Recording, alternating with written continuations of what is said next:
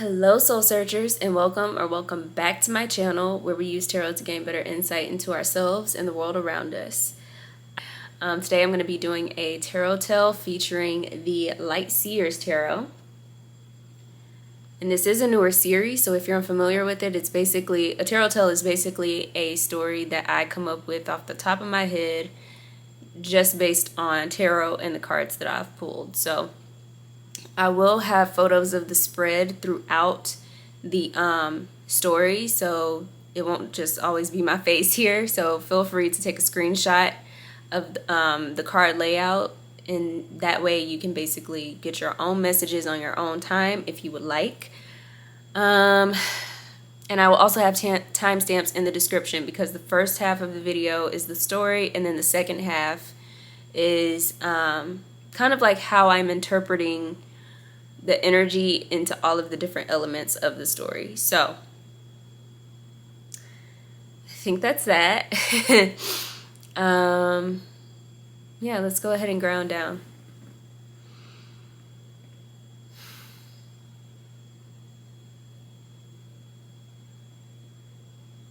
She just wanted to be happy.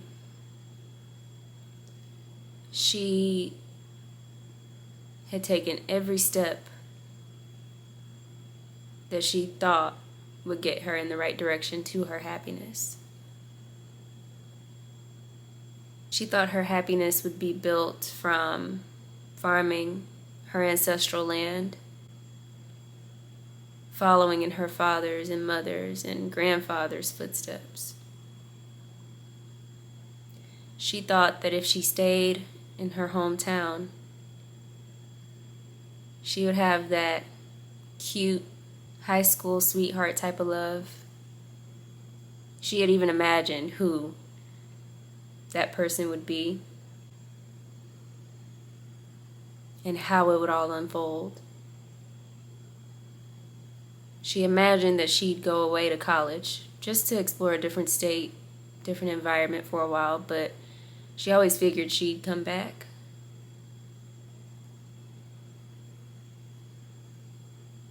And so she took those steps, following the plot charted for her, by her, from the time she was 4. She hadn't envisioned all of the curveballs, though. Her imagined high school sweetheart happened to be her best friend since they were kids. And she didn't imagine that when she confessed how she felt about him, he wouldn't reciprocate. He was kind enough about it, but that wasn't her plan. And so she went off to college out of state, taking all the pictures and going abroad, doing all of the things that she always said she would do, but now she did them with a bit of spite. Now she did them not only for herself, but also to prove that she was happy. And her plan that she had created from the time she was 4 was the one that was truly meant for her, and it was working out. She hadn't envisioned that when she took the step to go to college out of state, that she wouldn't really make many friends, because they were just different from her hometown. The people at university came from all over the country, from many big cities, and they just weren't what she was used to. She never imagined that she'd go abroad to Senegal and feel more home there than she had felt in all of her years at university.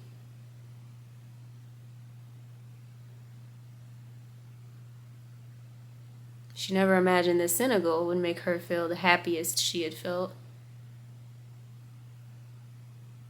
in a long time.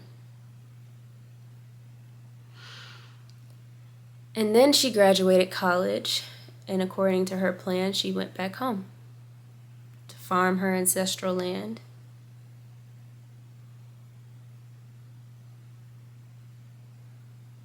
She didn't envision that she wouldn't want that.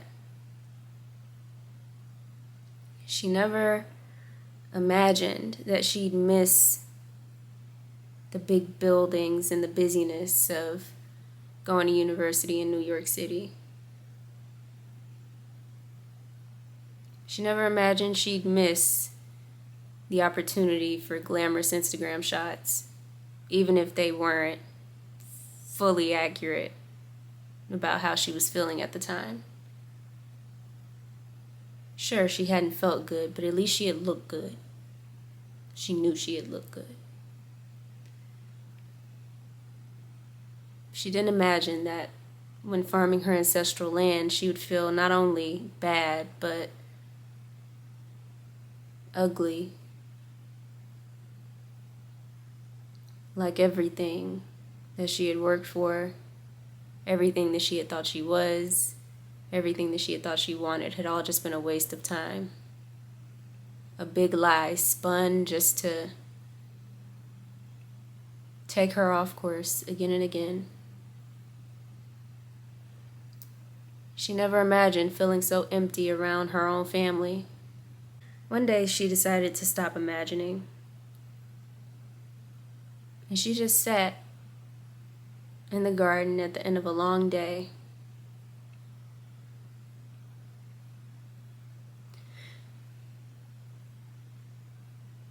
And she cried, allowing her tears to water the crops that she had planted seeds for. They were beautiful. She still felt that her land was beautiful. And she also knew that it wasn't what she wanted to do for the rest of her life. She still loved her hometown. Loved seeing how people had grown or progressed, left and came back, or maybe not left at all. And she loved catching up with them. And simultaneously, she knew that it wasn't where she was supposed to be anymore.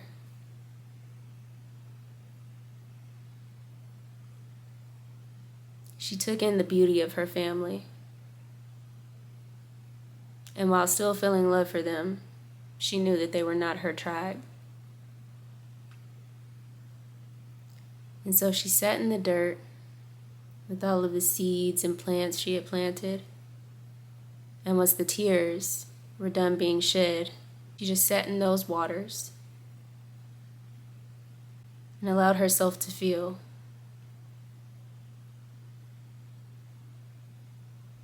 She had plotted and planned her entire life and had gotten everything she thought she wanted. And now, finally, it was time for her to become